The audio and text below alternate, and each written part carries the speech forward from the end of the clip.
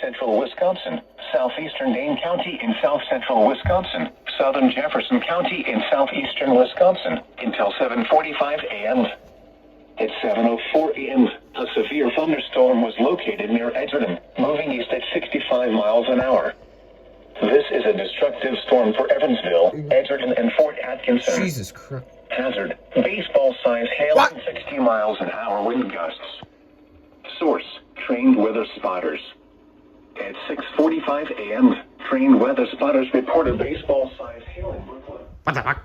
Intact, people and animals outdoors will be severely injured. Jesus. Expect shattered windows, extensive damage to roofs, siding, and vehicles.